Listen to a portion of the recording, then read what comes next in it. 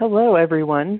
Welcome to NCSL's webinar, the Abcde Method, a tool for maximizing productivity. I'm Megan McClure, a research analyst with NCSL, and I will be moderating today. Today's webinar is sponsored by the NCSL Young and New Professionals Group and is a platform for information exchange and engagement. Over the next 30 minutes, we encourage participation via the chat box. Throughout the webinar, feel free to type your questions and answer any questions in the box in the lower left hand of your screen. After the speakers are done with their presentation, we will go to the chat box to answer questions and discuss comments. To begin building some comfortability with the chat function and to also learn who is on the line today, I invite you to type in the state from which you're calling. I want to briefly mention the resources. Above the presentation, you will see a couple tabs with one of them labeled Resources. Here you can find and download a PDF version of the PowerPoint. And another tab is labeled Speaker, where you can read the bio of today's speakers, and you can access these tabs at any time during the presentation. Today's webinar is being recorded and will be available on NCSL's website within the week. With that being said, I'm excited to introduce our first speaker for today. Kurt Stedron is a legislative learning and development principal at NCSL and is here to introduce us to the Abcde method. Kurt, take it away. All right, good afternoon, everyone. Barely afternoon for those of you on the West Coast. I'm looking, or not even afternoon for Alaska. Jeff, hi in Alaska.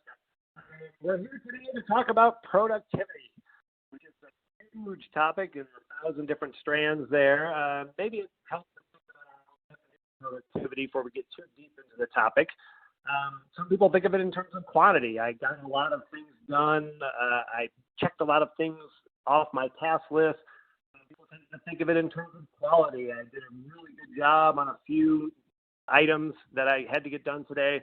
The way we're going to approach the topic this afternoon is an attempt to kind of balance both of those, to really think about how quantity and quality can dovetail together in a way harmoniously to make us feel productive no matter which of those sides we see to any particular day. So this is, I think, a pretty timely topic. It's certainly not as timely maybe as a coronavirus webinar, but I think many of us are in different work situations than we were, say, 3 weeks ago or a month ago.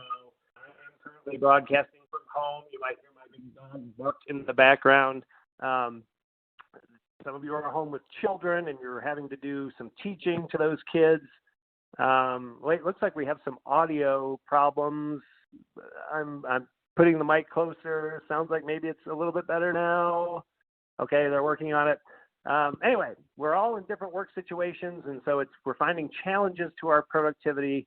And so hopefully today's method will give you a chance to, move that nozzle up or dial that up just a little bit under difficult situations. So as I mentioned, productivity is a huge umbrella topic. It has 1,000 different subtopics underneath. What we're going to talk about today, because we can't talk about all of them in 30 minutes, is a particular, what I think is a foundational element of productivity, and that is priority setting. Priority setting is so important to productivity because we don't have our priority set. We find ourselves kind of losing our path through the wilderness and then wandering off that path, spending a lot of time, energy, and resources in the wrong place. And at the end of the day, we find that we didn't get as much done or as much done well as we would have liked to. So really finding a good way to set our priorities and to establish an order of execution for things is going to be our focus here this afternoon. And really kind of to set the context for this, or the frame for this, or the lens for this, Mr. Jekyll here says the most important thing in life is knowing the most important thing in life. And that's a really wise statement, right? It's super important to know what's important so that you pursue those things above other things, and that is the road to productivity. So, as I mentioned, we're going to talk about setting priorities. And obviously in the legislature, it's very difficult to do that because of a number of reasons. One, we have too many tasks very often. We're just overloaded with things that we're supposed to do.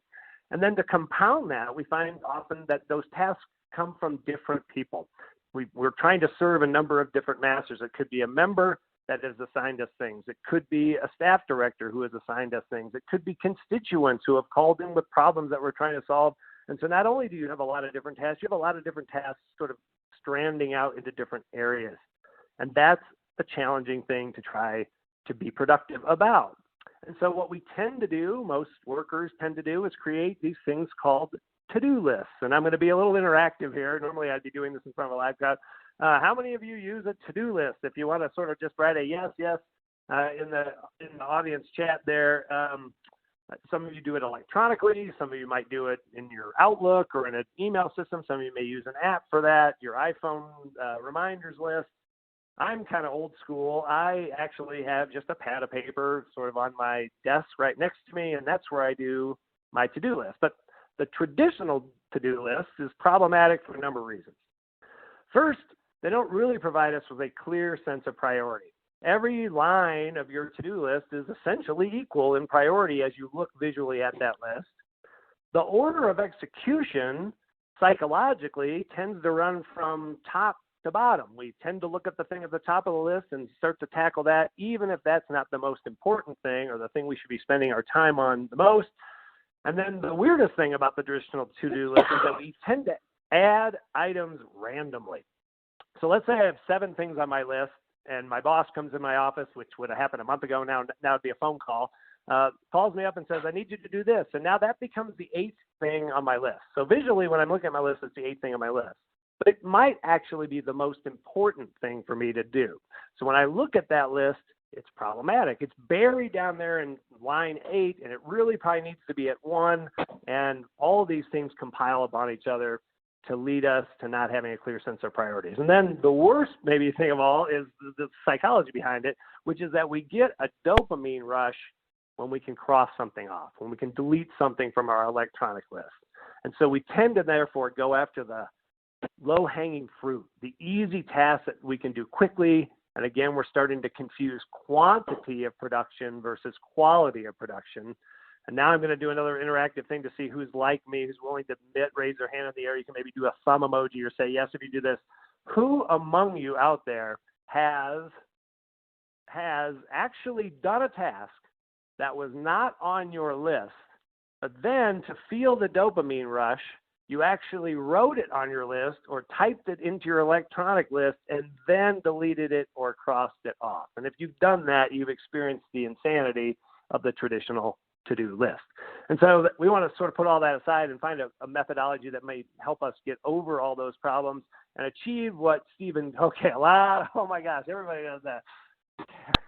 Good. I feel so good. I'm not alone in this world. It's wonderful. But that's dopamine talking. Don't chase the dragon there. So what we want to achieve is the outcome of productivity and kind of life guru Stephen Covey, the author of The Habits of Highly Effective People. And he says the key is not to prioritize what's on your schedule, but to schedule your priorities. I'm going to let that just sink in for a second, because those are two very different things. We tend to do the first. We prioritize what's on the schedule. The things that have shown up on our calendar, the things that have shown on our to-do list become the guider of our practices and the eater up of our time. But that second line, to schedule your priorities, can change all that. And so now let's get to the method that we really want to talk about here today. It's not my method. It's called the Abcde Method. It comes from a gentleman named Brian Tracy, who is kind of a productivity and management guru. And the goal of his method is to cure all the ills we just discussed, to determine what our priorities are, to determine a very clear order of execution so that there is no doubt in your mind about what you should be doing now and what you should be doing next and what you should be doing after that. And then there's this little ancillary benefit, this little side benefit at the end, which is, I think if you see this method unfold and you hear Heather talk about how she's used it in her office and her own personal practice, you'll find it your work a little bit less overwhelming, a little bit less intimidating, a little bit less daunting. Turn the stress down a little bit in your life. So let me talk about the method. Each of those letters stands for a different category of task. And so I'm going to define those for you, and then we'll sort of talk about how they might play out in real life. So the first, the A items, are the super important, the super high priority, those urgent needs. And a nice metric for this to realize whether it should be an A task or not is that it would have serious negative consequences if not completed. A member comes to you and said, I need this in an hour. that's probably going to jump up above all your other tasks. Those are the kind of things that become A priorities. And you're going to be able to predict these A, B, and C for a bit here. The B priorities aren't quite as vital. They're not urgent. They're important. They're A priority. But the consequences of not completed or not completed right away are pretty moderate. And then to sort of round out the first three, the C priorities, these are these kind of nice to do things. It'd be wonderful if I got those done today, but really the consequences are relatively minor, or in fact, maybe even no consequences. Those are the kind of things that we tend to jump on because they're easier. So think about the A, B, and C this way. I'm going to use an analogy here into the medical world of triage. So let's say that a patient came into the ER and they were complaining that they had a headache, they had a broken leg, and they were bleeding out from the chest. If we did things in the traditional to-do list order, we would treat them in those three orders because that's how we put them on our list. And the first thing we do is get them some aspirin, and the second thing we do is splint the leg, and the last thing we do is get to that bleeding out, and by that time the patient would be dead. Tracy's method, asks us to invert that, to say what is the high consequence, right? What's a very important thing? In that case, of course, it's to stop the bleeding first. Then when I've done that, a moderate consequence, I'm going to splint that leg. And frankly, this C, nice to do, treating that headache, the aspirin, even if I don't get to that, there's not going to be a huge consequence. So that's the A, B, and C. D and E shift a little bit. D is delegate. And this is kind of interesting because, there's that old adage that many hands make for light work. So the more delegation you can do of tasks in an efficient way makes you more productive. If obviously I can get a few things off my plate, I can focus more on the things that remain on that plate. Now, some of you may be in leadership, some of you may be staff directors, and you think, well, I can delegate things. And it turns out people usually at the top of the totem pole tend to be pretty poor delegators. They tend to live by this adage that which gets done well gets done by me. I urge you to think about ways in which you can become more effective and productive by getting some things off your plate. Those of you maybe on the bottom of the totem pole think, well, I can't delegate. I don't have anyone to delegate to, but you have other people at your same level, at your same tier. And if you work together harmoniously to say, hey, I can take some of that for you, and you can take some of this for me, and find a method of delegation that allows people that are already accomplishing a task to do that same task for you. And later, maybe you're already accomplishing a particular type of task, you can do that task for them. That's the D. E, this is my favorite one because it's extend. It's a very low priority item or a very long time horizon, meaning it's not urgent. It doesn't have to happen this minute.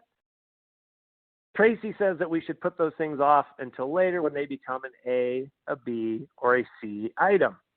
And extend, this is where the low-hanging fruit comes in. Those extend items are the ones where you just think, well, yeah, but I can just knock those out right now. I can do 2 or 3 of these. I can cross these things off my list. I'll feel really good about myself. I'll get a little dopamine shot. The extend ones are really important. Don't let those things creep up into your work schedule until they need to be in that work schedule, until they become a high, medium, or mild priority. So I talked a little bit about the traditional to-do list, and whether that's a reminders list in your iPhone or whether that's a pad of paper on your desk, it tends to be a vertical list that looks something like this. You've got this long list of things, and the sad thing is that the 5th blah on that list may actually be the most important thing. But psychologically, our brain looks at that list, and it's going to start to tackle the top one first, and then the second one, and then the third one, and then the fourth one. But what it really needed to do is tackle that 5th one first. So we've already talked about how these things tend to be randomly added at any given time and place. Wherever I happen to be on that list, if someone comes to me with a new task, I'm going to put it at the bottom there. That doesn't give me a clear sense of priority. It doesn't give me a clear order of execution. So what Tracy suggests is that we change this from a vertical, physical representation on the page or on the app and change that to a horizontal column method. And it might look something like this. I'll sort of just share. And these slides were put in before what I'm calling the time before the shutdown started to happen. But think about this. So my A column today has one item on it. It's the high consequence if I don't get it done. That's this productivity webinar. That's the only thing in my A column today. this was written before, this was in the time before, but in theory, I was going to be going this week to a training in Wisconsin. That was important. Pretty moderate, minor to moderate consequences if I didn't get it done, but not nearly as important as this productivity webinar today. Sadly, I will not be making the trip to Madison this week or next week. My C column, some nice to-do things. Maybe I could get an expense report that's been sitting in the corner of my desk now. Maybe I could read a cool article that someone has shared with me that might be good for a training module we're doing. But you notice that each of these columns gives a very clear sense of what the priority is, what those consequences would be. Now I move to the D column, the delegate. This is, again, written in the time before, where a coworker may have been heading off to the copy machine and say, hey, can you make these copies for me so that I don't stop what I'm doing that's really important now and make that. Maybe there's some travel that I need to book, and that, again, seems like a far-off world these days, but I can have a colleague that's going to join me on that trip. They can book that airfare for me, or they can find that hotel reservation for me. And, of course, in the legislature, we know there are many things that we have to extend. They tend to be very often in this column. Maybe give me a little laugh emoji or something if any of these apply to you. These are the things you'll be extending for at least the next few months until the session is over. Your fitness, your romance, your hobbies, your fun, and of course, not the least of which, your sleep. So the E things are things that have that very long, high time horizon or very relatively low importance. So to sum this whole thing up, I'll use another metaphor. And that metaphor is the metaphor of the rocks, the pebbles, and the sand. And the idea here is if I fill the jar with the least important things, the sand, and then I go to the second most important things, the pebbles, I'm not going to have very much, if any, space for the most important things, those big items like the rocks. But if I invert that and use the Abcde method and work from left to right, and again, sort of think, when we go back here, toggle back and say, when you look at that list there, that full list, suddenly it's not so daunting. I look at my A column, I'm like, I got one A column today, or maybe I have two, but it's not a huge list of 12 different things. Each of these give me a very clear sense. I'm going to start on the left and work my way to the right, reorient things as I get them done and move them into the appropriate columns. When I do that, I do the first things. I put the rocks in first, then I put the pebbles in, and then there's plenty of room left to get the sand accomplished. And so that's essentially the method. That's Tracy's method, is to change a to-do list that is vertical, that gives no clear order of execution and no real sense of priority, change that and make it horizontal columns that have a very clear order of execution, a very clear sense of priority, and in general tend to dial down the stress and anxiety about how many different things we have to do because we just deal with it one column at a time. So I did this training in California last year for some staff that worked for the Senate. And a couple weeks later, I was thrilled to get this picture sent to me in an email of someone out in California who was actually using the method.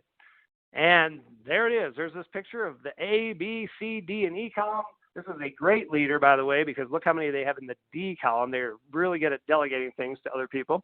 And you're going to hear from that person now, so I'm going to turn it over to Megan, our host, and she will introduce the next presenter. Thanks, Kurt. Our second presenter today is Heather Kafka, Capital Office Director for California State Senator Brian Jones, and she's here to tell us how her and her team have implemented and adapted the Abcde method for use in her office. Thank you, Megan. I'm so excited to join you all. So one of the things I was really excited about after taking the class was how could we implement it in our office? And I had a lot of different ideas. This first slide here, which is the picture of our Abcde board, is actually utilized for our interns. So what we want to do is we have different interns that come in on different days, and this was a way for us to not only delegate to them the projects we needed, but also to show them the priority of them. And one of the important things that we did is when we give them a new task, we actually discuss with them where they think it should go as far as the priority column. And this is kind of a way for us to start teaching them how to utilize the system as well. Now, full disclosure is we did have to change a few things around because this is for our interns. The D is actually not for delegate, it's for daily. So for our interns, we want to make sure that they did certain projects every single morning or every single day. And again, with our interns, we didn't want them delegating to other people. So we just made that slight little shift. But I also wanted to show you guys one of the other systems that or another way that we implemented this in this office. So you don't necessarily have to do this grand task board. Our Capital fellow, Nina Krischel, she wound up doing a whiteboard. So super easy, super simple, and wasn't a huge project for her to set up. And you can see that she's starting to kind of put things and start to create her columns. This next one was actually done by our legislative director, Danielle Parsons. And this is kind of, especially with all of us working from home, this is actually a great system because it's an online system. It's called Asana. I think you can actually pay for more resources through the program, but the one that we're utilizing is the free program. What's cool about this system is you can collaborate with others, and you can also be checking this remotely. So there's an app that you can put on your cell phone, so you can kind of check things off as you're working from home. And you can also assign tasks to people, you can set deadlines. So it's really a great modern way of how to utilize the system. And then this system here is actually the one that I created for myself. So I have a wall where I hang up my clipboards, and this is the old school system. I have my ABCDE. You'll find a lot of the tasks that are in the D column actually wind up being on my internship board. So, and I actually put the names of who I've delegated the project to, or the initials, in the D column, so at least I can keep track of who did I delegate it to, who do I need to follow up with. But I just kind of want to show you guys, this was the different systems that I was able to utilize, and there's different ways that you can use it in your office. It doesn't have to be one way or another.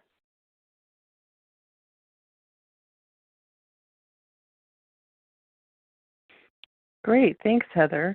Really appreciate you talking to us and showing us how you've adapted Kurt's concept into using it for multiple people and multiple reasons in your office. We now have some time for some question and answer.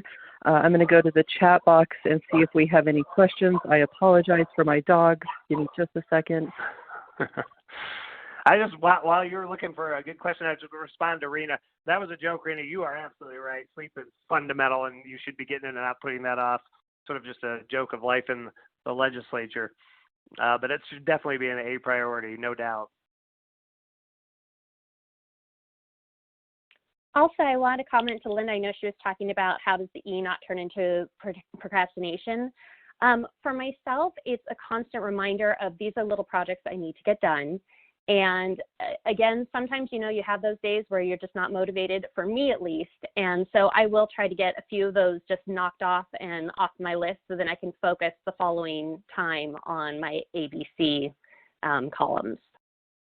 I don't know if, Kurt, you might have a better suggestion than that. No, I think that's pretty good. I see a question up here about, where'd it go?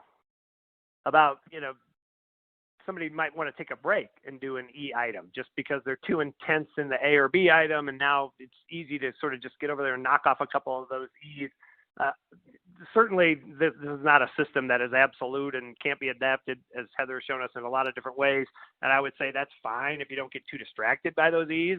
But the point of the philosophy, if you will, is to really get into that, instead of that kind of multitask or task switching mindset, to get into that monotasking, deep work mindset where you really are working on that A in a high quality way. And so I guess I would just caution against sort of feeling like, well, but now I just need a little rush of dopamine. I'm going to go over and check off a couple of these little things, because those things don't have the same negative consequences as not completed and not completed well.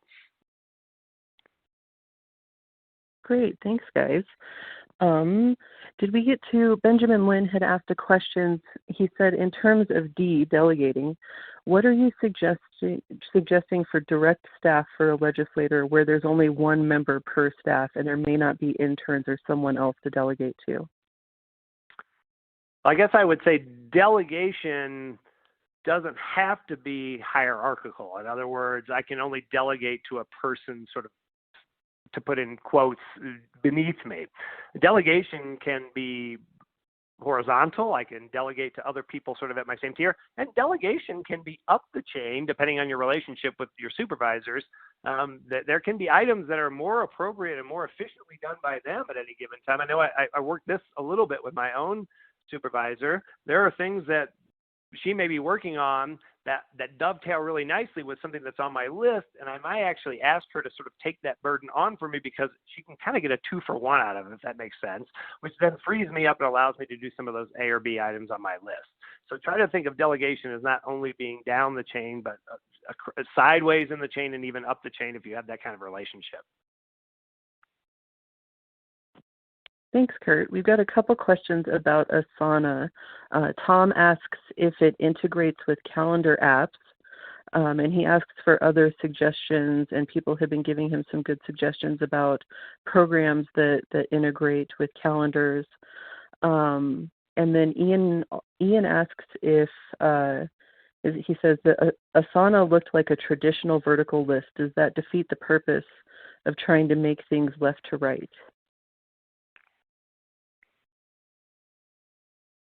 Heather, I'll let you tackle that one. Okay.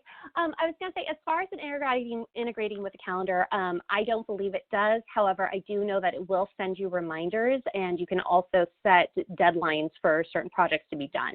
And if you haven't got logged in, or if you haven't worked on that project in a little while, you will get little pings via your email. As far as it defeating the purpose, being a vertical or horizontal, I think I'd have to defer to you on that, Kurt. But I think for me, I'm not necessarily looking at it as a horizontal vertical. It's more of looking at it by column. So I look at it as what are the projects that I have to do in the A column versus the B column versus the C column. Yeah, I would concur with that. Tracy talks about it being horizontal, but as long as they're still columns. They're just columns. You still do all your A's before you moved on to your B's, before you moved on to your C's. So it doesn't still have this, even though it is vertical, it's not vertical in the same way that the old list of everything mixed together, regardless of priority. In this particular case, even though it's vertical, it still has a very set, clear delineation between A priorities, B priorities, C priorities, and it still gives you that order of execution, lets you know what you should be working on. Great. Sarah wants to know what's on the other clipboards in your photo, Heather. Oh, the other clipboards, I believe those contain my scheduling matrix, which is a system of all the requests that I get for the senator before I review them with him. And then I think the other one is probably, I think that's our bill list. So it's easy things for me to access. We've got a limited space in our office, so if I can hang things on my wall that I can easily grab, that's how I try to utilize our space. Awesome, thanks. We have a question from Carrie. She says, how do you deal with having a job where there is a constant stream of the same kind of task, but at some point you need to fit those B and C things? For example, I'm a cataloger in our library, so there's always cataloging to do, but at some point I do need to tackle other tasks. How do you deal with inserting other tasks into a steady stream? I guess I would think that if there were no other tasks, then your cataloging task would always be A because you don't have anything of a higher priority. But at the point in which someone assigns you a task that you know is a higher, remember the metric is what are the consequences if not completed. So if somebody offered you a higher consequence if not completed task, suddenly cataloging would move entirely to B, and that task would be your A, and you would shift your attention to that A task, and you would continue to focus on that mono task, if you will, until that A task was done, and then move back to the cataloging.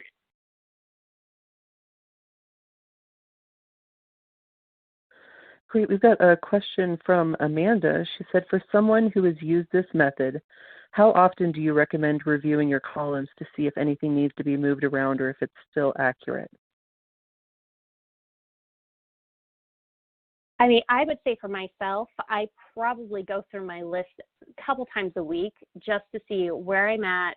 A lot of times for me, I just need to refocus on what are my priorities, especially when you're getting pulled into multiple directions and you finally have that 2 seconds to pause.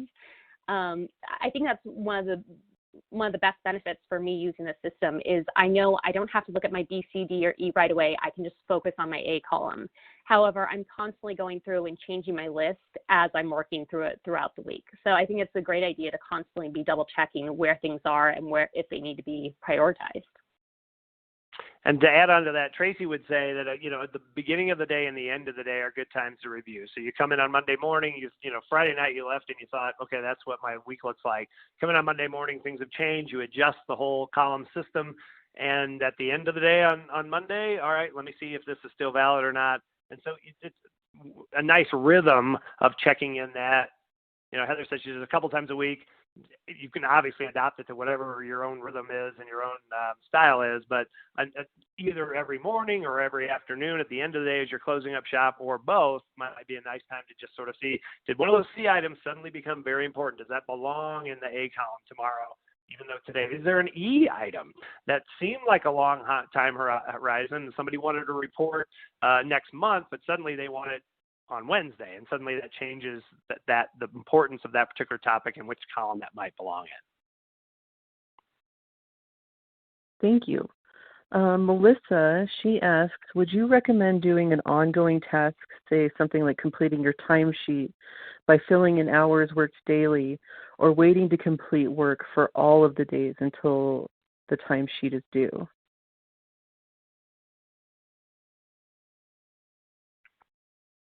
I guess I'll jump in on that one. If I understand the question, I would think that by doing it daily, it's really an E task. It doesn't, at least where we work, the timesheet is due. You've got about 48 hours from the time it comes out until it's due.